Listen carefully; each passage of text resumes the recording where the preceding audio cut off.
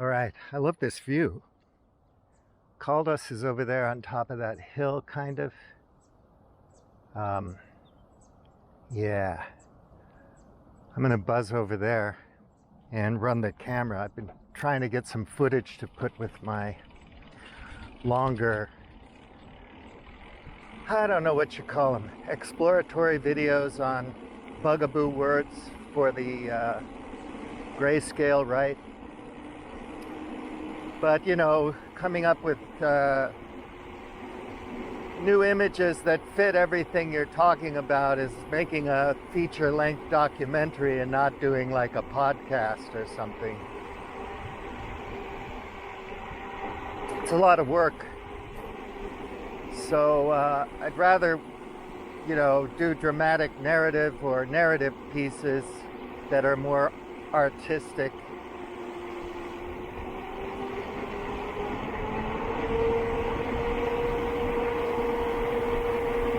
I'm not an educator or professor or anything like that. So, it's purely my journey, and if anyone's interested in it, they can watch it. But I'm not expecting to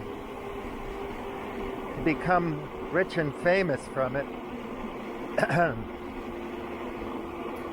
think I'm going to go around down here because it'll be a bit quicker, and I'm going to meet a friend. So if I turn left at this street, the ride is really, really nice. It's beautiful country if I turn left here. If I turn right here, I'm going down towards the ocean. Salir de Port, and that's A8, Highway A8 in Silver Coast. People like to live near that so that they can drive around easily. So yeah, Tornada is a terrible place for riding a bicycle because the old highway is a busy street and people drive fast, and cyclists and motorcyclists get clipped on that road. So anyway, yeah. Not that art's gonna help much, it never does, but it's more fun to make. There's a limited audience for certain kinds of things, which is, I listen to Jim Rudd. I love that podcast, and Nate Hagen's Great Simplification. They talk to really interesting people. Of course, these people are, a lot of them, really serious scientists or consultants. These are professional people. And, just dissecting the vocabulary and the key concepts that they throw out is, for me, it's fun. I have to go look things up, and I get a kick out of it, but I'm a weirdo.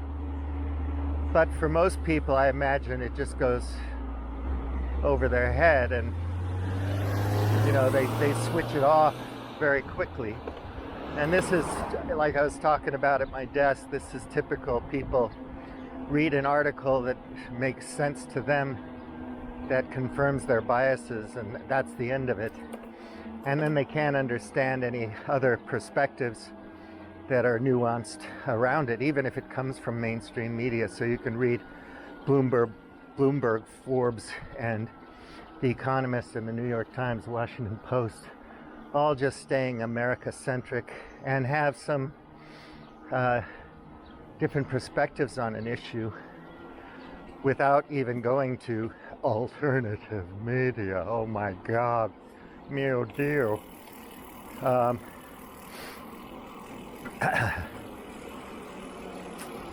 Yeah, man, so I do this thing.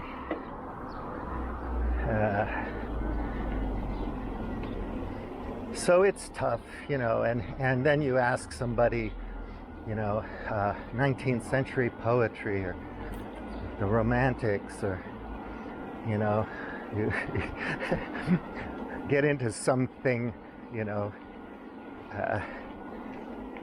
ancient philosophy or whatever, Stoicism or something, or technology, science, engineering.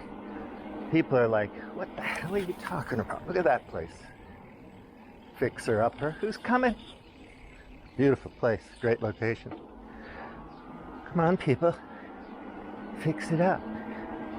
So, yeah, it's very hard to do that. If you are a quote-unquote, or you think of yourself, identify as a critical thinker with a bullshit detector kit and a curious guy, an autodidact with an education or whatever, and you think that's cool because you're a skeptic. You know, even people like that, I mean, it's a big ask to delve into certain things, because you're not like this guy, what's his name again? Shit. Snowden, he's a consultant. Anyway, like some of the things that they develop, he was saying, you know, it's theoretical for 6 years. Then they spend another 5 years mapping things out and developing a model, and then they spend another couple of years rolling it out into use in the market for their clients and whatnot. So you're looking at developing something that's going to take years, you know? And I don't know if is this the bridge? The bridge too far? Or no, it's down there, is it? Shit. I want to get on the other side of that highway without wasting a whole lot of time.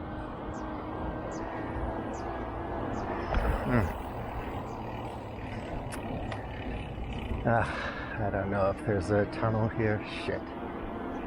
Used to know. Oh boy. No, this is just going around in a circle. Anyway, they spent a lot of time on it, and you're talking about professionals. But anyway, the rhetoric that they come up with, you know,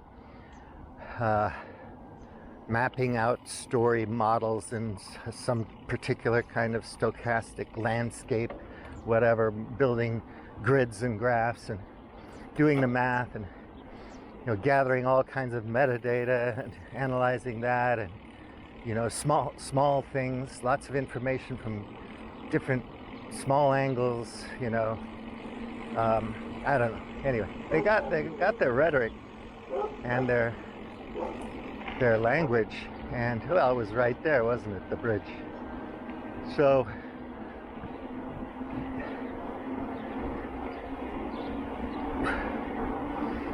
I mean, it may sound cool if you want to throw the lingo around, but you have no idea what it means, you know?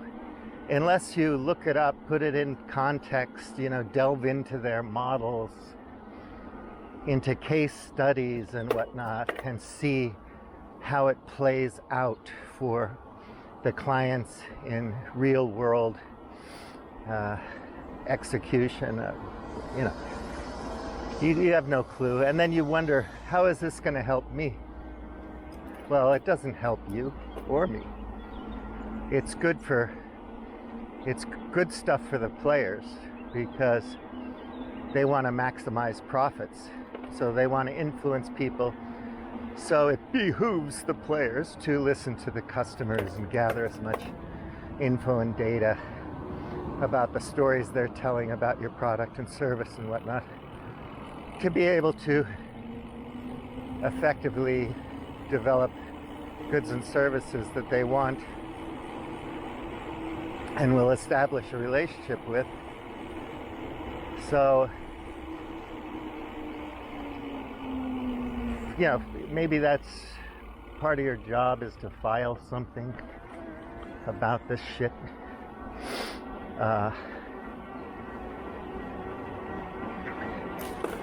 Type some prompts into a large language model machine to come up with some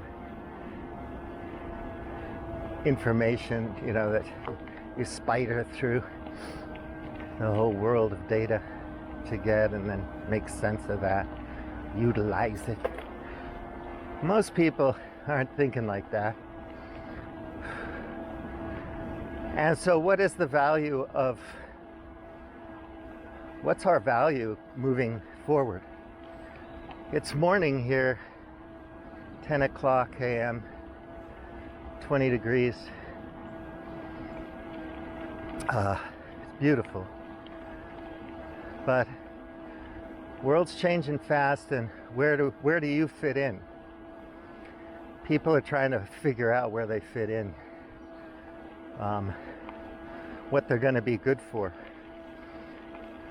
how they're going to make a living, and so on.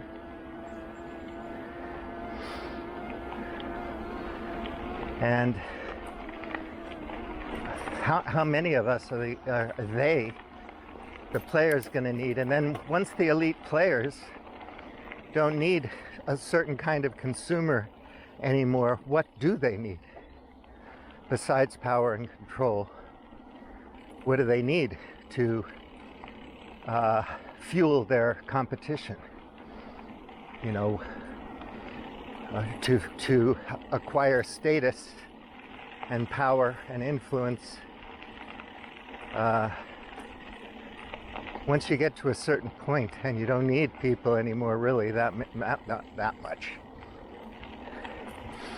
And then, is that a good reason to keep people stupid? You know, why should we care about education and whatnot? You need some STEM people and a few geniuses, but how many do you actually need to run your organization that services other elite organizations? And where do you put your technology? Into war machines? Because, you know, putting it into healthcare or people just doesn't really matter that much. At the end of the day, it's not that lucrative. Like if all the climate solutions were scalable and creative destruction and made for profits, everybody would be doing it. But why do you want? I don't know. If I'm just saying it's an if, but as far as I know from my own research, you know, we have 2, 3, maybe 4 degrees locked in moving forward.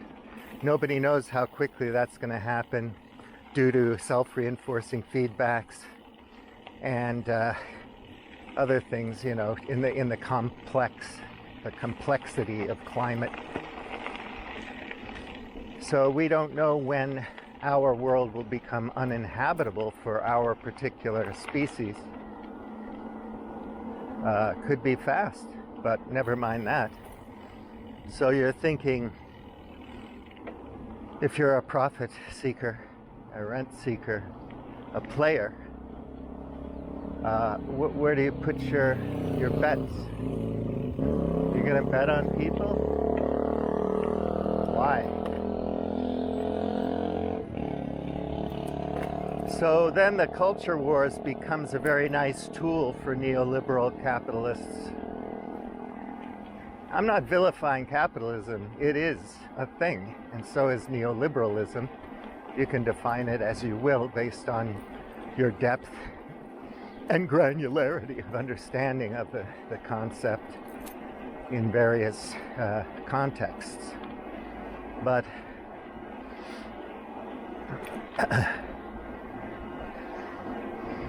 yeah, are you necessary, basically?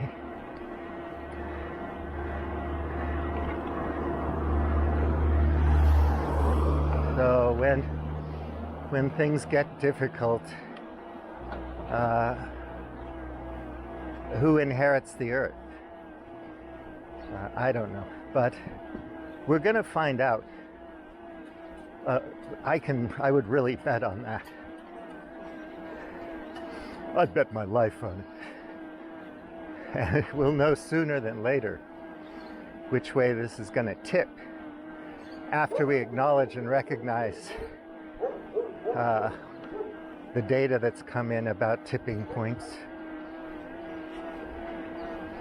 So you have your pandemic and information's coming in all the time and you're trying to figure out how to deal with it on the fly.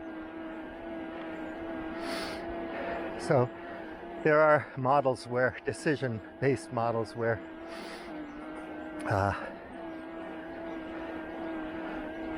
you're more prepared, or you have more rules rather than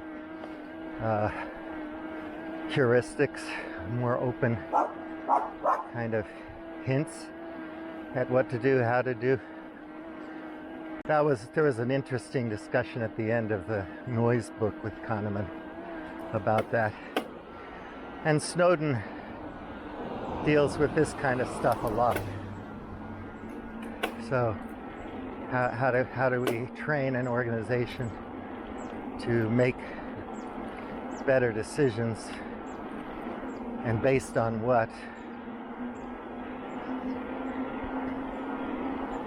Anyway, to get into any of this requires making a Herculean effort, spending time, thinking it's important, adjusting values.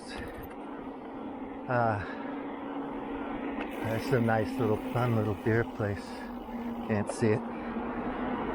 Good view near Caldas. Yeah, so the vast majority don't have a clue. So when they start talking up this war with China, people just kind of go along with it. It's outrageous what the Chinese people are doing to Americans while they're shopping at Walmart. Yeah, it's like having a war on drugs when what you really should be doing is figuring out why people want to take drugs. Are there any social, structural, cultural issues that one could nudge in the right direction to lessen or deplete addiction in society? Or is it just too powerful a tool for manipulating people? People want to be addicted to stuff. It's easy. And most of us can't help it anyway. So you have a war on drugs, I don't know, throw a hand grenade at oxytocin or something. Take your AR-15 out and shoot your diabetes medication. Or, make a IED and blow up your stash of Mexican ragweed or really fantastic sativa from Maui or whatever. What you should be fighting in a proper medical way and sociological, sociocultural way, psychological way is what's driving the demand for drugs. Why do people want it? You're a nice guy, you grew up in a good family, going to the country club, getting a good education. Yeah, once in a while you get wrecked, because that's what you do growing up. But you learn how to moderate it because you passed the marshmallow test because your dad was a strict taskmaster and you had to go to church. So you're okay. A lot of other people don't have that background, and so they slip into having bad friends. I'm a really nice guy. It's just that my friends aren't that good for me. I like my friends, but they don't like me. I like wine, but it doesn't like me. So we're kind of stuck with it, the way things are going to go. And once you sign up to go storm the beaches in Okinawa, 3.0 or Taiwan or wherever the hell they fantasize about shooting it out with hordes of Chinese soldiers, it won't escalate to nuclear war. Nobody wants that. It'll be fine. North Korea won't get involved. We go, the right-wing bullshit media is talking about Obama having to pay $380 million for creating ISIS. I mean, that's a joke. ISIS was created a long time ago, and it was a bunch of steps getting there through all kinds of organizations that were known about and funded by the CIA and so on. You know, they're your friends until you don't need them anymore. They cross you, and then, you know, then you rub them out. But we're not going to really learn that much from those mistakes, because those mistakes drive the war economy, the intelligence economy, all that product that's made to con leaders who aren't really that smart to begin with, and basically get most of their information from media bubbles that are very shallow. You know, not refined, not sophisticated, not nuanced. So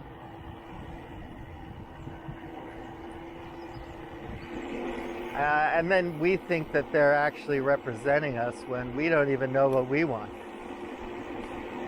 You're going to sign up and go fight. Then when you get back, you're not treated well by the government, or the neocons, or the neoliberals, or the Republicans, or the neoconservatives, or the new right, or the alt-right, or the Nazis, or anybody. Hopefully you come from a town and have a few friends and they can help you when you get back with your PTSD and whatnot.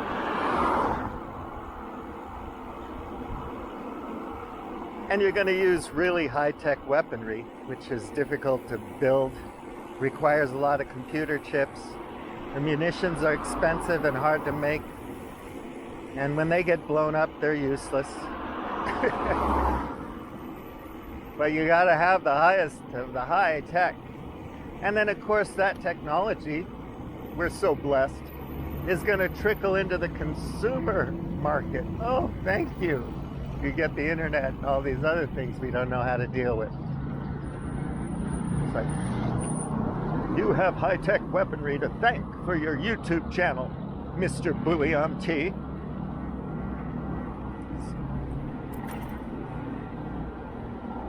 So yeah, that's the idea, right? And then that's public-private investment. So you have these big corporations that are subsidized by the government, by taxpayer dollars. And if they don't need the taxpayer dollars, it's never enough. They can just put money on the ledger at the central bank. But it's not going to trickle down to you, ever.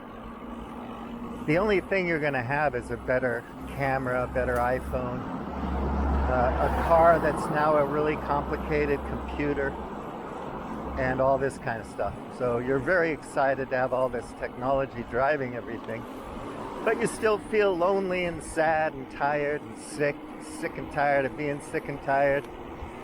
You're wondering why things aren't as meaningful as you think they should be, or whatever. I don't know. You don't know if you're being conned into being depressed or if you're really depressed.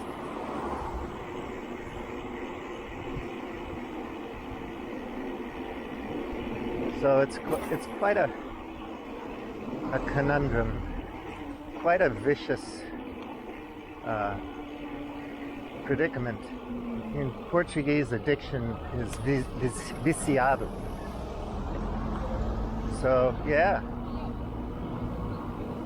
vicious.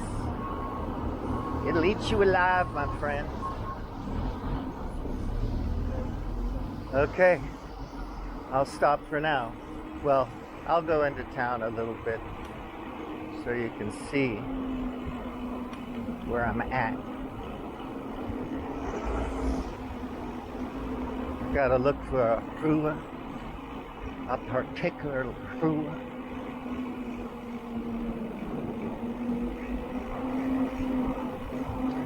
All right, Bullion T out. Stop recording. So that was fun. A friend of mine moving into an apartment in Caldas, and it's really nice. So it's fun, to live in the town because you're in the town. And after growing vegetables and whatever, it costs so much money to grow vegetables, so much labor, and you have a surplus and you're not selling the surplus, you can't eat it all. It's such a waste. So go to the market and at least you know that if you had to in the future, you could grow some food.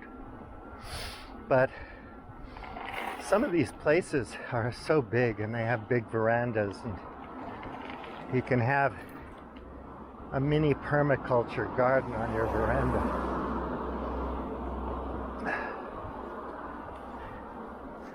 Very hip stuff. Hip.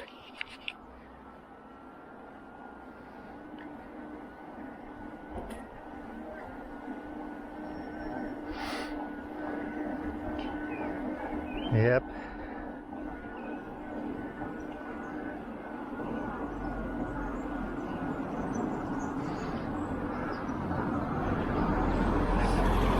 So for me, this town is the perfect size, but I still love Lisbon, or Porto, but Lisbon in particular.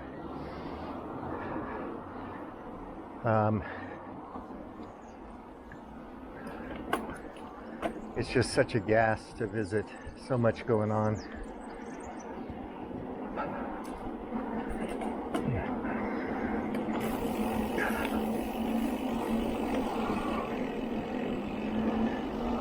It's a nice little place.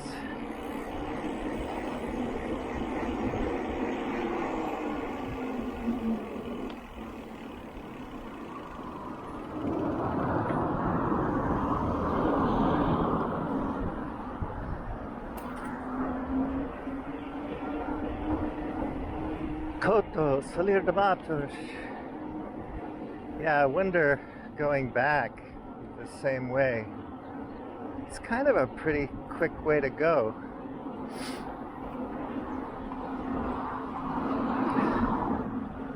I think I can find my way.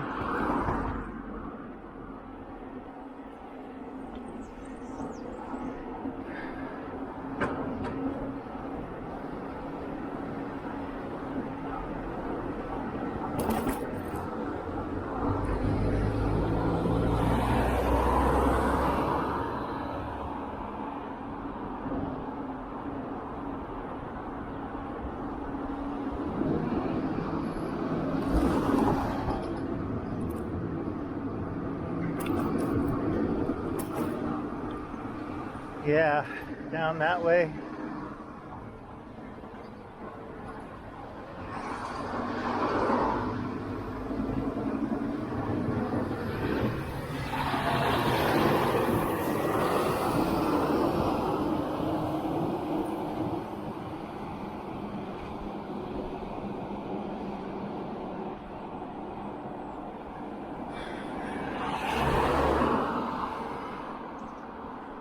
I think I'll just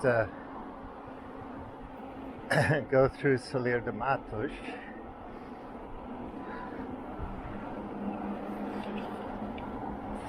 It's a good zone.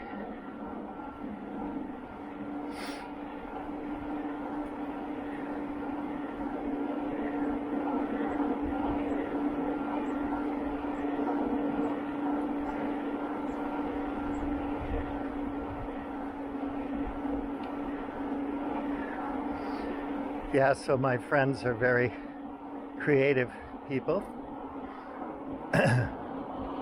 And they like to go hunting for modern furniture and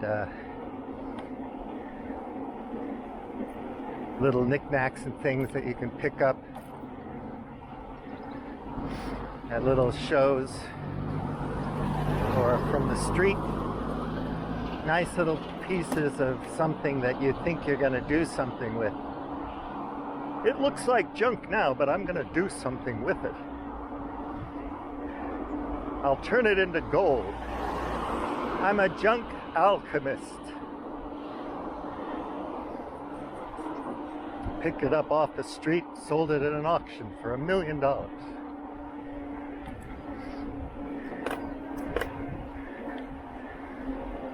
No, but it's fun.